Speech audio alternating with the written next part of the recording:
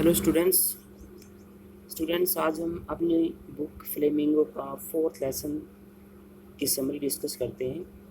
तो fourth lesson है the rat trap, चूहेदानी। इसको लिखा है सल्मा लेगरलॉफ ने। तो इसकी समरी डिस्कस करते हैं। इस लेसन के अंदर जो मेन कैरेक्टर है वो एक पैडलर है, फेरी वाला, जो अपनी चूहेदानियों को लेकर इस पूरे वर्ल्ड में घूमता है उन्हें बेचने के लिए। तो डिस्कस करते हैं। There was a man who sold death traps made of fire. एक व्यक्ति था जो चूहेदानियाँ बनाता था तार से, और ही मेड देम हिमसेल्फ, वो उन्हें स्वयं बनाया करता था। इसके लिए जो सामान वो लाता था उसे वो प्राप्त करता था छोटी मोटी चोरी करके या फिर कहीं भीख मांग कर। जो भी पैसे उसे मिलते थे उनसे वो तार खरीदता था और चूहेदानी बनाया करता था और उन्हें बेचा करता था। One day he thought that the whole world was a big rat trap. एक दिन उसने सोचा कि जो पूरा संसार है वो एक बड़ी चूहेदानी है, और जब भी कोई व्यक्ति किसी चीज़ का लालच करता है तो वो उस चूहेदानी में फंस जाता है।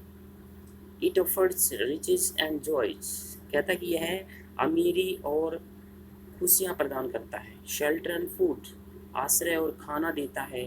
हीट एंड क्लोथिंग, गर्मी और कपड़े प्रदान करता है।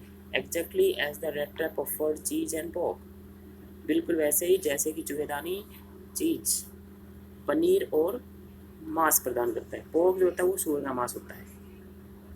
The world has never been kind to him, संसार उसके प्रति कभी भी दयालु नहीं रहा, इसलिए वो हमेशा ही संसार के बारे में बुरी चीज़ें सोचना पसंद करता है। वो ये सोचता है कि जब भी कोई व्यक्ति किसी चीज़ को प्राप्त करने की कोशिश करता है तो वो चूहेदानी में फंस जाता है और उसका अंत दूसरी चूहेदानी में हो जाता है।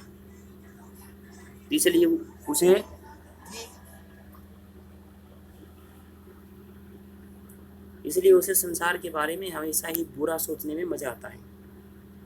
One evening when he was going alone the road he Sai cottage near the road. एक शाम को जब वो सड़क के किनारे किनारे जा रहा था तो उसे सड़क के किनारे एक भूरे रंग की झोपड़ी दिखाई देती है, और वो झोपड़ी में जाने का निर्णय करता है क्योंकि शाम हो गई थी, उसे रात बितानी थी। तो वो झोपड़ी के पास जाता है, दरवाज़ा खटखटाता है। या शेल्टर फॉर द नाइट, और रात के लिए वो आश्रय मांगता है। वहाँ पर एक बूढ़ा व्यक्ति रहता था। वो अकेला रहता था, उसका कोई बीवी या बच्चे नहीं थे। ही वेलकम द पैडलर, इसलिए वो उस फेरी वाले का स्वागत करता है अपने घर में।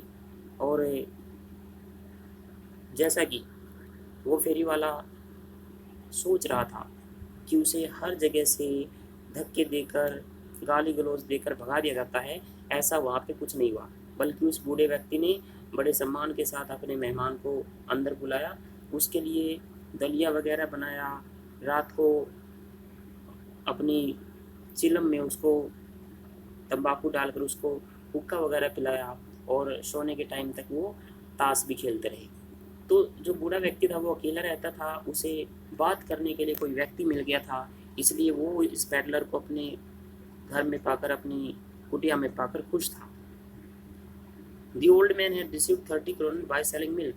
जो बूढ़ा व्यक्ति था वो इतना दयालु प्रकार का था, इतने खुले दिल का था कि वो 30 करोड़ जो करेंसी थी उसके पास, जो कि उसे गाय का दूध बेचकर प्राप्त हुई थी, वो भी उस पैडलर को दिखा देता है और कहता है कि मुझे ये गाय का दूध बेचकर प्राप्त हुई है। वो पैडलर को बताता है कि वो एक किसान हुआ करता था, लेकिन अब वो खेती नहीं करता क्योंकि वो बूढ़ा हो गया है, इसलिए उसके आजीविका का साधन केवल गाय ही है। और ही हंग द पाउच ऑन ए नील, उस 30 करोड़ पैसे को वो एक पाउच में, एक थैली में डालकर एक खूंटी पर लटका देता है खिड़की के सहारे। Even to milk his cow, वो जब सुबह उठते हैं तो जो बूढ़ा व्यक्ति था वो अपनी गाय को दूहने के लिए चला गया था। पैडलर भी उठता है और वो भी, जब घर का मालिक वहाँ से चला गया अपने काम करने के लिए, तो वो भी घर से निकल जाता है।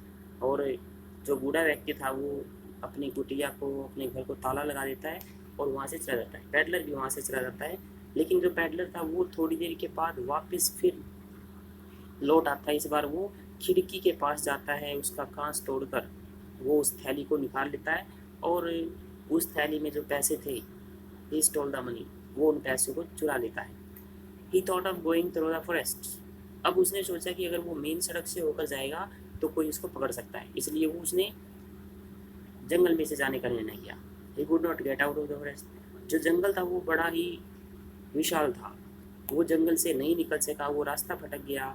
रात होने लगी थी, सर्दियों के दिन थे। At last he was about to die.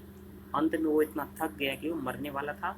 He placed his head on the ground and heard some thumping. उसने अपने सिर को जब जमीन पे रखा तो उसे थम्पिंग, धम धम की आवाज़ सुनाई दी और वो उस आवाज़ का अनुसरण करते हुए उस दिशा में चल दिया। He went to the iron mill. वो एक लोहे के कारखाने में पहुंचा।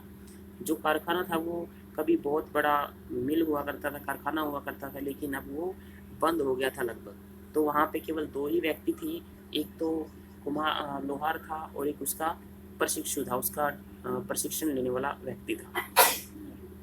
वो दोनों एक भट्टी को चलाए हुए थे। भट्टी के ऊपर निहाई में लोहे को पिघलाने के लिए रखा गया था। She sat near the coals to spend night.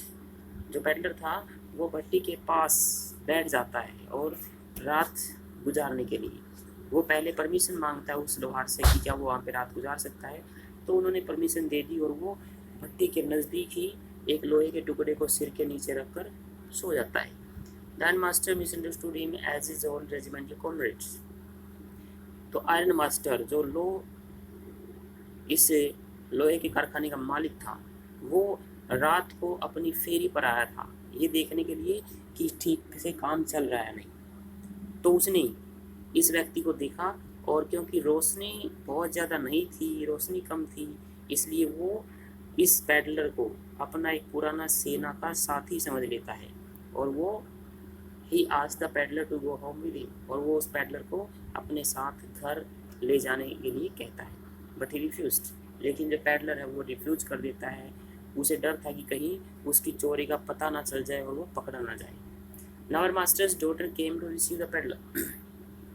जब आयरन मास्टर घर चला जाता है तो उसकी बेटी वहाँ पे आती है और अब वो उस पैडलर से कहती है कि आप हमारे साथ घर चलिए, आप जिस तरह से हमारे पास आए हैं उतनी स्वतंत्रता पूर्वक आपको जाने की इजाज़त होगी। इवेंट विद इस बार वो उसके साथ चला जाता है। At home when iron master saw him in light he came to know that the peddler was not his old friend. अब घर जाकर जब पैडलर की शेव वगैरह बनाई गई, उसको दूसरे कपड़े पहनाए गए और जब वो लाइट में आया अच्छी तरह से आयरन मास्टर के सामने, तो आयरन मास्टर देखते ही पहचान गया कि ये उसका दोस्त नहीं है। वो गुस्सा होता है पैडलर पर कि तुमने मुझे बताया क्यों नहीं।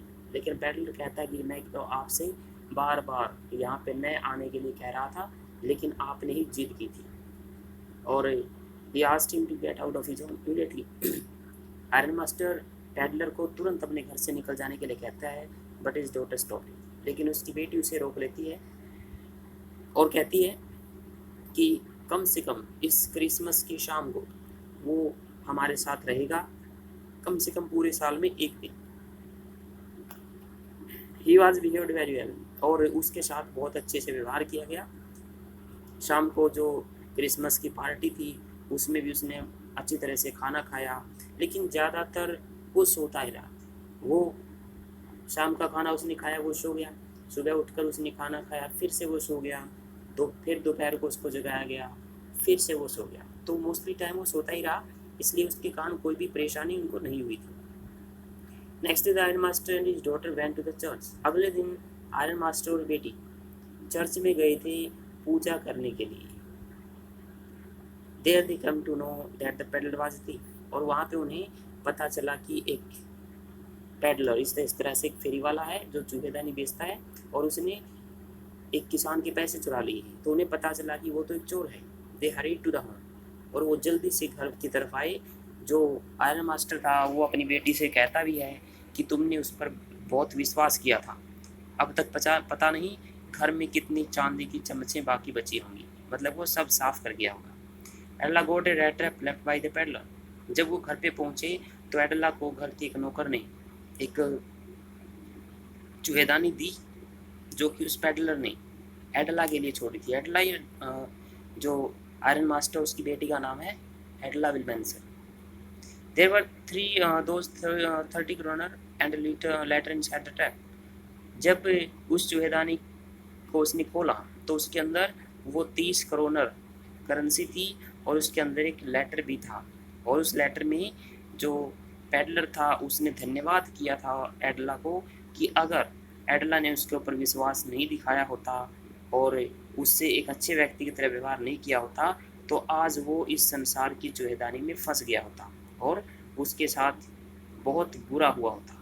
तो इसलिए the peddler was very thankful to Edla. वो एडला के प्रति बहुत ही आभारी था और लेटर में लिखा था कि जो 30 क्रोनर धन है वो उस किसान को लौटा दिया जाए क्योंकि ये 30 क्रोनर एक चारे के रूप में प्रयोग किए गए थे और इस चारे के कारण वो संसार की चूहेदानी में फंस गया था। तो ये हमारी समरी थी। Thank you.